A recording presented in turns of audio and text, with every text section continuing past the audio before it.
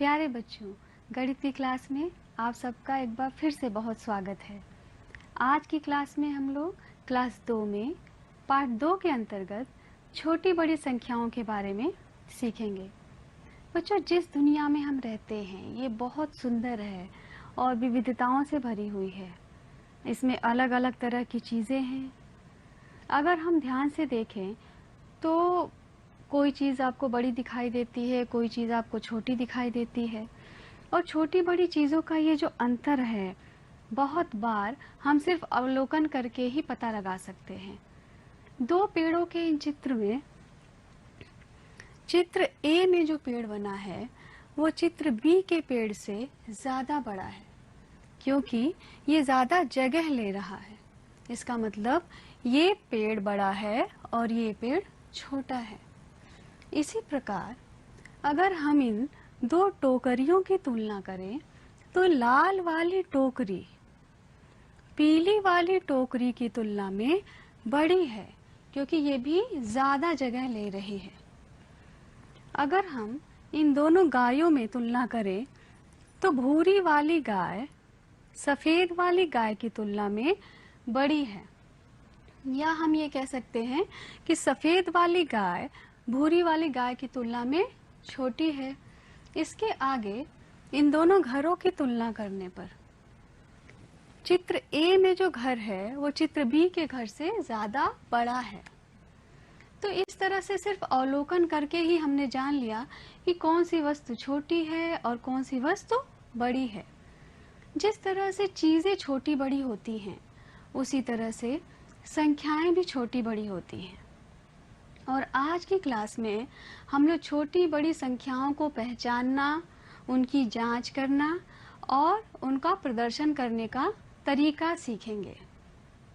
हमारे पास टॉफियों के दो समूह हैं। इस समूह में 1, 2, 3, 4 और 5 टॉफियां हैं, और जो दूसरा समूह है उसमें 1, 2, 3, 4, 5, 6, 7 टॉफियां हैं।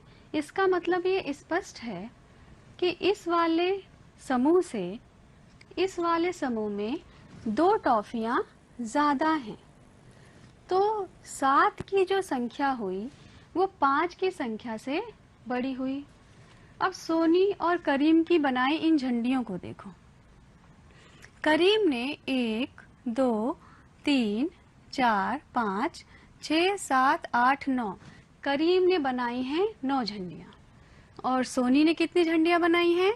1, 2, 3, 4, 5, 6, 7, 8, 9, 10, 11। यानी कि सोनी की झंडियाँ करीम की झंडियों से ज़्यादा हैं। सोनी के पास 2 झंडियाँ ज़्यादा हैं। इसका मतलब हुआ कि 11 की जो संख्या है वो 9 की संख्या से बड़ी हुई, क्योंकि वो ज़्यादा वस्तुओं का प्रतिनिधित्व करती है। अब चलो सोनू और मोनू के गुल्लक के सिक्के गिनते हैं। सोनू और मोनू ने अपनी गुल्लक में 5 रुपए के बहुत सारे सिक्के रखे हैं। सोनू ने 1, 2, 3, 4, 5, 6 सिक्के रखे हैं, और मोनू ने 1, 2, 3, 4, 5 सिक्के रखे हैं। इसका मतलब अगर हम तुलना करेंगे तो हमें पता चल जाएगा कि मोनू के पास सोनू से 1 सिक्का कम है, यानी मोनू के पास ज्यादा सिक्के हैं। तो अगर अंकों से हम तुलना करें तो 6 का अंक या 6 की संख्या 5 की संख्या से बड़ी हुई। हम चाहे तो 5 रुपए के सिक्कों को जोड़ करके 5, 10, 15, 20, 25 और 30 6 सिक्के मिला के हुए 30 रुपए। और मोनू के 5 सिक्के मिला के हुए 25 रुपए। इसका मतलब सोनू के पास जो पैसों का खजाना है वो मोनू के पैसों के खजाने से ज़्यादा बड़ा है। यहाँ हम लोगों ने गिन करके पता लगाया कि कौन सी संख्या बड़ी है और कौन सी संख्या छोटी है। लेकिन जब संख्याएं गिनने से ज़्यादा हो जाती हैं, या जब हम थोड़ी बड़ी संख्याओं की बात करते हैं, तो हम छोटा या बड़ा का पता लगाने के लिए स्थानीय मान का प्रयोग करते हैं। अभी हम पहले ये सीखेंगे कि छोटा या बड़ा बड़ी जो संख्याएं हैं उन संख्याओं को हम दिखाएंगे कैसे। और इसके लिए बहुत सारे संकेत हैं। गणित में हम बहुत सारे संकेतों का या बहुत सारे चिन्हों का प्रयोग करते हैं। जैसे हम क्लास में भी बहुत सारे संकेतों का प्रयोग करते हैं। जैसे जब मैं मुंह पे उंगली रखती हूँ तो उससे तुम क्या समझते हो? उससे तुम समझते हो कि मैम चुप रहने के लिए कह रही हैं। वैसे ही ये एक संकेत है जिससे तुमने एक अर्थ निकाला। ठीक उसी प्रकार छोटे या बड़े होने का संकेत या चिन्ह जो है वो ये है। ये जो चिन्ह आप देख रहे हैं, ये चिन्ह छोटे या बड़े होने का प्रतिनिधित्व करने के लिए या दिखाने के लिए हम लोग इस्तेमाल करते हैं। और इसकी तुलना इस चिड़िया के खुले हुए मुंह से की जा सकती है। इस चिड़िया का खुला हुआ मुंह बिल्कुल इस चिन्ह के जैसे आपको दिखाई देगा। और यहाँ एक चीज याद करना और भी सरल हो जाता है कि चिड़िया का मुंह यानी कि चिन्ह का मुंह हमेशा बड़ी संख्या की ओर खुलेगा। तो यहाँ पर ये हो गया बड़े होने का चिन्ह, और यहाँ की तरफ हम हमेशा बड़ी संख्या को दिखाते हैं, और नुकीले हिस्से की तरफ हम हमेशा छोटी संख्या को दिखाते हैं। यहाँ पर हमने दो संख्याएं ली हैं, 25 और 30। अब इन दोनों की तुलना करके हम चिन्ह का प्रयोग करके देखेंगे। इन दोनों की तुलना करने के लिए सबसे पहले हम ये ध्यान देंगे कि जब हम स्थानीय मान से संख्याओं की तुलना करते हैं या जांच करते हैं तो हम हमेशा बाईं तरफ से शुरुआत करते हैं। इसका कारण ये है कि इससे हमारा जो तरीका है जांच करने का वो छोटा हो जाता है, या ये कहें कि हमें जल्दी उत्तर मिल जाता है। यहाँ पर बाईं तरफ का पहला अंक है 2। 25 की संख्या में बाईं तरफ का पहला अंक हो गया 2, और स्थानीय मान के अनुसार इसका मान हो गया 20। यानी ये 2 दहाइयों का प्रतिनिधित्व करता है, 2 दहाइयों का।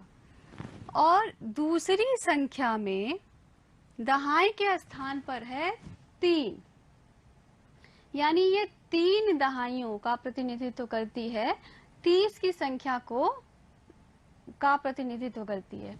तो आपको ये बहुत स्पष्ट है कि जिस संख्या में 3 दहाइयां हैं वो उस संख्या से बड़ी होगी जिसमें 2 दहाइयां हैं। इसका मतलब 30 बड़ा है 25 से। ये आपने शब्दों में लिख दिया कि 30 बड़ा है 25 से, और चिन्ह के रूप में दिखाना है तो क्या याद रखेंगे? चिन्ह का मुंह हमेशा बड़ी संख्या की ओर खुलेगा। इसका मतलब कि 30 बड़ा है 25 से। आपने चिन्ह को ऐसे रख दिया, तो ये चिन्ह से भी आपने दिखा दिया। इसी बात को हम चाहें तो उलट के भी कह सकते हैं। अगर 30 बड़ा है इसका मतलब ये हो गया कि 25 छोटा है। तो 25 को छोटा दिखाने के लिए हम चिन्ह को उल्टा करके प्रयोग करेंगे, यानी कि चिन्ह का जो नुकीला वाला हिस्सा है वो 25 की तरफ रख देंगे। कैसे पढ़ेंगे? 25 छोटा है 30 से, और चिन्ह के रूप में हम इसको इस प्रकार से दिखाएंगे, यानी कि 25 छोटा है 30 से। बच्चों, संख्याएं हमेशा छोटी या बड़ी नहीं होती हैं। कभी कभी हम समान चीजों को भी देखते हैं। जैसे आप इन पेंसिल के चित्रों में देखेंगे कि दोनों ही समूहों में 6-6 पेंसिलें हैं, यानी पेंसिल की संख्या जो है वो बराबर है। तो बराबर होने की स्थिति में हम इस विशेष चिन्ह का प्रयोग करते हैं, बराबर, बड़ा छोटा बराबर। ठीक है, तो ये जो बराबर का चिन्ह है जब चीजों की संख्या समान होती है तब हम इस्तेमाल करेंगे। पढ़ेंगे कैसे? 6 पेंसिल बराबर 6 पेंसिल। तो ये तरीका है कि दो संख्याओं के बीच में कौन सी संख्या बड़ी है या कौन सी संख्या छोटी है, या संख्याएं बराबर है उन्हें दिखाने का। अब हम 3 अंकों की एक संख्या पर इसका प्रयोग करेंगे। हमने संख्या ली है 250 और 205। क्योंकि ये 3 अंकों की संख्या है तो इसमें इकाई, दहाई और सैकड़ा, इन तीनों ही स्थानों पे अंक होंगे। तो बाईं तरफ से शुरुआत करें तो पहला अंक पहली संख्या का है 2, ठीक है। तो सैकड़े के स्थान पर 2 है, यानी इस संख्या में 2 सैकड़े आए हैं, 200। तो इसका स्थानीय मान कितना हो गया? 250 में 2 का स्थानीय मान हो गया 2। दूसरी जो संख्या है उसमें भी सैकड़े के स्थान पर 2 आ गया है, इसका मतलब उसमें भी 2 सैकड़े हैं, तो उसका भी स्थानीय मान 200 हुआ। यहाँ पर हमने देखा कि सैकड़े के स्थान की जब हमने यहाँ पर तुलना की तो दोनों में ही जो अंक आए वो बराबर थे, यानी वहां भी सैकड़े के स्थान पर 2 है, यहाँ भी 2 है, स्थानीय मान के अनुसार वो भी 200 है और ये भी 200 है, तो दोनों बराबर हो गए। इसका मतलब जब हमने सैकड़े के स्थान की तुलना की तो हम ये नहीं पता लगा पाए कि इन दोनों संख्याओं में कौन सी बड़ी संख्या है, इसलिए हम अगले स्थान की तरफ चलेंगे। अगला स्थान है दहाई का। पहली संख्या में दहाई के स्थान पर है 5, यानी कि 5 दहाइयां 50। 5 दहाइयां किसके बराबर हो गई? 50, यानी कि 250 में दहाई के स्थान पर मौजूद 5 का स्थानीय मान कितना हो जाएगा? 50 हो गया। और 205 में दहाई के स्थान पर क्या है? 0 है, और 0 दहाई का मतलब वो उसकी वैल्यू जो है या उसका मान जो है वो 0 है। अब ये बहुत स्पष्ट है कि 50 की संख्या 0 से बहुत बड़ी है, इसका मतलब हमें अपना उत्तर मिल गया है कि 250 205 से बड़ी संख्या है, इसलिए 250 बड़ा है 205 से। और चिन्ह के रूप में कैसे दिखाएंगे? 250 बड़ा है, बड़े का चिन्ह ध्यान से देखो, चिन्ह का मुंह हमेशा बड़ी संख्या की ओर खुलता है, इसलिए इसको इस तरह से लगाया गया है। 250 बड़ा है 205 से, या इसी को हम उल्टा करके भी बोल सकते हैं, यानी कि 205 छोटा है 250 से। तो 205 छोटा है के लिए नुकीला वाला हिस्सा 205 की तरफ लगाएंगे। तो ये हमने 3 अंकों की संख्याओं में छोटा या बड़े होने की जांच करने का प्रयोग किया। जैसे वस्तुएं एक दूसरे से मिलती चली जाएं, तो वो उनकी मात्रा बढ़ती है, उसी प्रकार जब वस्तुएं बढ़ेंगी तो संख्या का मान भी धीरे धीरे बढ़ेगा। इस चित्र में 1 सेब है तो संख्या का मान भी 1 है। एक और सेब आ गया, सेब की मात्रा बढ़ गई। तो जब सेब की मात्रा बढ़ गई तो संख्या का मान भी बढ़ गया। सेब की मात्रा और बढ़ गई क्योंकि एक और सेब आ गया, इसका मतलब संख्या और बड़ी हो जाएगी। जैसे जैसे सेब की मात्रा बढ़ेगी संख्या भी बड़ी होती चली जाएगी, और इस प्रकार से संख्या का धीरे धीरे बढ़ना जो है वो संख्या का आरोही क्रम कहलाता है। आरोही क्रम का मतलब छोटी संख्या से बड़ी संख्या की ओर जाना। जैसे जब हम लोग सीढ़ी चढ़ते हैं तो सीढ़ी चढ़ते समय हम लोग क्या करते हैं? हमेशा नीचे से शुरू करते हैं। पहली सीढ़ी, दूसरी सीढ़ी, तीसरी, चौथी, पांचवी, छठवीं, इस तरह से आप सीढ़ियां चढ़ते हैं। तो नीचे से ऊपर की ओर जाना ही आरोही क्रम है। इसे आप दोनों ही तरीकों से समझ सकते हैं। छोटे से बड़े की तरफ जाना आरोही क्रम है, या नीचे से ऊपर की ओर जाना आरोही क्रम है। तो यहाँ पर अगर हम इन संख्याओं की तुलना करें तो 1 छोटा है 2 से, 2 छोटा है 3 से, 3 छोटा है 4 से, और 4 छोटा है 5 से। क्योंकि हम आरोही क्रम छोटे से बड़े की तरफ चल रहे हैं, सेब की संख्या लगातार बढ़ रही है। तो इसको प्रदर्शित करने का तरीका ये है कि जो चिन्ह हमने अभी अभी सीखा था उसको हम 2 संख्याओं के बीच में तुलना करके लगातार बार बार दोहराएंगे। जैसे हमने 1 और 2 की तुलना कर ली।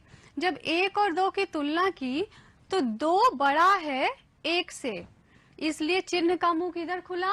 2 की तरफ खुला। अब 2 और 3 की जब तुलना की तो 3 बड़ा है 2 से, तो यहाँ चिन्ह का मुंह जो है वो 3 की तरफ खुला। 3 और 4 की तुलना की तो क्या निकला कि 4 बड़ा है, 4 ज्यादा मात्रा को दिखा रहा है, बड़ी संख्या को दिखा रहा है, इसलिए चिन्ह का मुंह हम किधर खोलेंगे, 4 की तरफ खोलेंगे। इसी प्रकार 5 4 से बड़ा है तो चिन्ह का मुंह 4 से दूर होके 5 की तरफ खुलेगा। तो इसे पढ़ेंगे कैसे, 1 छोटा है 2 से, 2 छोटा है 3 से, 3 छोटा है 4 से, 4 छोटा है 5 से। इस तरह से हम इसको पढ़ेंगे। और इस प्रकार से आप किसी भी संख्याओं के समूह को लेकर के उनकी तुलना करके उनको आरोही क्रम में, ये संख्याओं के लिखने का आरोही क्रम है, संख्या छोटी से लगातार बड़ी होती चली जा रही है। जैसे यहाँ पर एक और उदाहरण दिया है, उसे अगर हम पढ़ें तो 8 छोटा है 10 से, 10 छोटा है 16 से, 16 छोटा है 18 से, और ऐसे ही आप आगे इस संख्या को पूरी तरह से पढ़ सकते हैं और समझ सकते हैं। यहाँ एक और चीज अगर बच्चों आप समझने की कोशिश करो कि एक ही संख्या की तुलना जब 2 अलग अलग संख्याओं से की जाती है तो वो संख्या कभी किसी संख्या की तुलना में बड़ी हो जाती है और किसी संख्या की तुलना में छोटी हो जाती है। जैसे 2 की तुलना जब हम 1 से करते हैं तो ये बड़ी संख्या है, लेकिन इसी 2 की तुलना जब हम 3, 4 या 5 से करेंगे तो ये एक छोटी संख्या है। तो संख्या का छोटा या बड़ा होना इस बात पर निर्भर करता है कि उसकी तुलना हम किस संख्या से कर रहे हैं। तो ये था संख्याओं का आरोही क्रम यानी बढ़ता हुआ क्रम। और इसका जो अगर हम उल्टा कर दें, आरोही क्रम मतलब छोटे से बड़ा होना, और अगर इसको उल्टा कर दे तो बड़े से छोटा होना, यानी ज्यादा से कम होना, मात्रा कम हो रही है या सीढ़ियों से हम नीचे उतर रहे हैं, तो उसे हम कहते हैं अवरोही क्रम। यानी कि हम सीढ़ियों पर ऊपर चढ़ने की बजाय सीढ़ियों से नीचे उतर रहे हैं। ठीक है, अगर आप ध्यान से देखें तो यहाँ पर आपको सबसे बड़ी संख्या दिखाई देगी ऊपर, और नीचे उससे छोटी, उसके बाद उससे छोटी, फिर ऐसे ही संख्याएं धीरे धीरे और छोटी होती चली जाएंगी। ये है संख्याओं का अवरोही क्रम यानी कि ऊपर जाना, और ये है संख्याओं का अवरोही क्रम यानी कि नीचे जाना। आप यहाँ बढ़ रहे हैं और यहाँ नीचे की तरफ घट रहे हैं।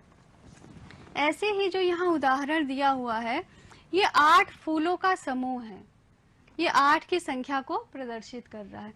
एक फूल अगर इसमें से हम हटा दें तो ये संख्या हो गई 7, यानी फूल कम हुए तो संख्या छोटी हो गई।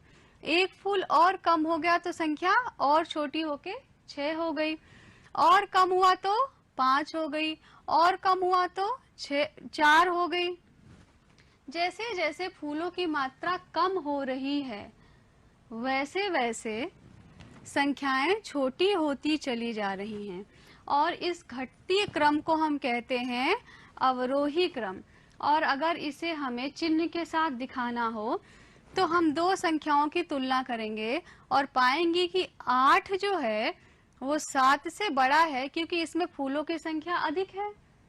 तो क्या करेंगे, हम इसे इस प्रकार प्रदर्शित करेंगे, 8 बड़ा है 7 से, 7 बड़ा है 6 से, क्योंकि 7 में फूलों की संख्या ज्यादा है और 6 में फूलों की संख्या कम है। इसी प्रकार 6 और 5 की तुलना करें तो 6 में फूलों की संख्या 5 की तुलना में ज्यादा है, इसलिए 6 5 से बड़ी संख्या है। इसे पढ़ने के लिए हम इस तरह पढ़ेंगे, 8 बड़ा है 7 से, 7 बड़ा है 6 से, 6 बड़ा है 5 से, 5 बड़ा है 4 से, और 4 बड़ा है 3 से। तो ये लगातार फूलों की संख्या कम हो रही है वस्तुओं की मात्रा लगातार कम हो रही है, इसलिए ये क्या है, अवरोही क्रम है। इसे हम किसी भी दूसरी संख्या में प्रयोग करके इसको हम पढ़ सकते हैं, या वही उदाहरण जो इसके पहले हमने लिए थे उसमें भी हम अवरोही क्रम में संख्याओं को सजा सकते हैं और उन्हें पढ़ सकते हैं। संख्याओं के बढ़ने का क्रम और संख्याओं के घटने का क्रम आपने समझ लिया। और संख्याएं जब बढ़ती हैं तो संख्या के ठीक बाद की जो संख्या होती है उसे हम उस संख्या की अनुवर्ती संख्या कहते हैं। अनुवर्ती माने ठीक बाद की संख्या। और इसे प्राप्त कैसे करते हैं, उस संख्या में एक जोड़ दिया जाए तो हमें अनुवर्ती संख्या प्राप्त हो जाएगी।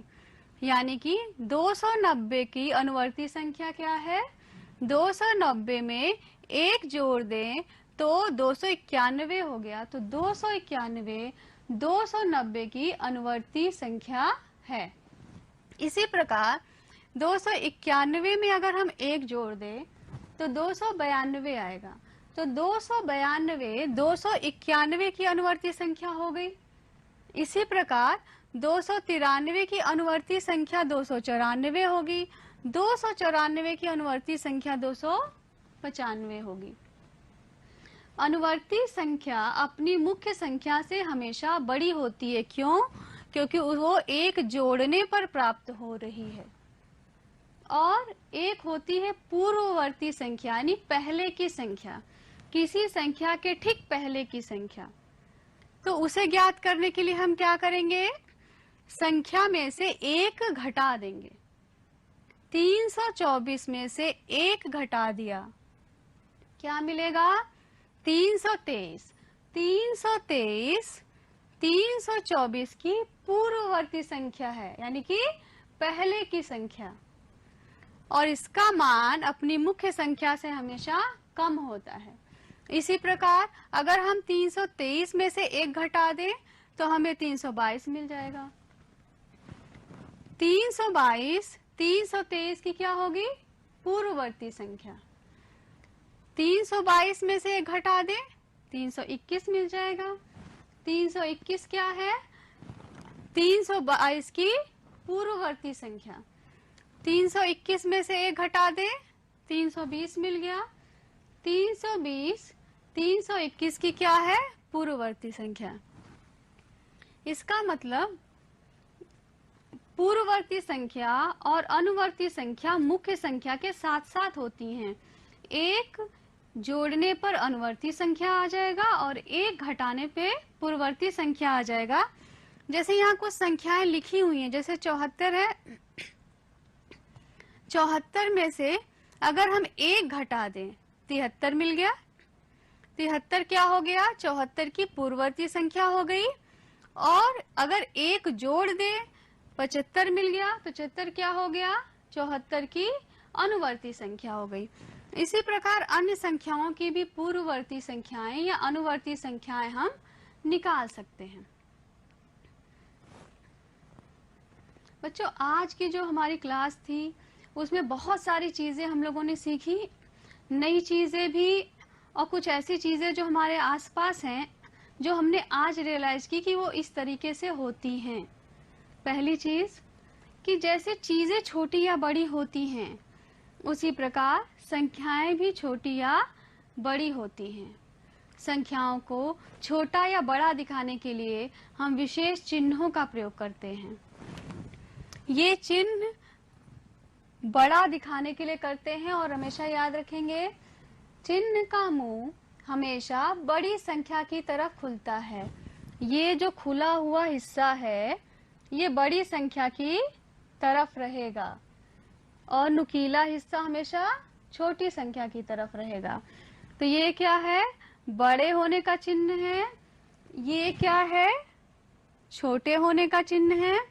और ये क्या है, बराबर होने का चिन्ह है।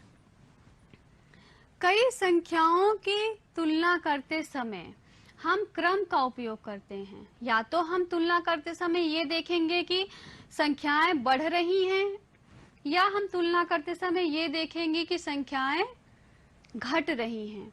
संख्याओं के बढ़ते रहने के क्रम को हम आरोही क्रम कहते हैं। संख्याओं के घटने के क्रम को हम अवरोही क्रम कहते हैं। यानी कि छोटे से बड़ा होना आरोही है, बड़े से छोटा होना अवरोही है। किसी संख्या की अनुवर्ती संख्या यानी उसके ठीक बाद आने वाली संख्या प्राप्त करने के लिए हम संख्या में हमेशा 1 जोड़ते हैं। अनुवर्ती संख्या मुख्य संख्या से हमेशा बड़ी होती है। किसी संख्या की पूर्ववर्ती संख्या प्राप्त करने के लिए हम संख्या में से हमेशा 1 घटा देते हैं। पूर्ववर्ती संख्या हमेशा मुख्य संख्या से छोटी होती है। और इन सभी जो अवधारणाएं हैं या जो चीजें आज हमने क्लास में सीखी हैं, इन पर आधारित कुछ गृह कार्य भी हैं जो हम लोग करेंगे और इसको हम आपको समझा देंगे कि इसमें आपको कैसे कैसे करना है। गृह कार्य का जो दूसरा प्रश्न है, ये सारे प्रश्न आपको आपकी गिनतारा पुस्तक के पेज नंबर 19 पर मिलेंगे। प्रश्न संख्या 2 में कुछ संख्याओं के समूह दिए हुए हैं।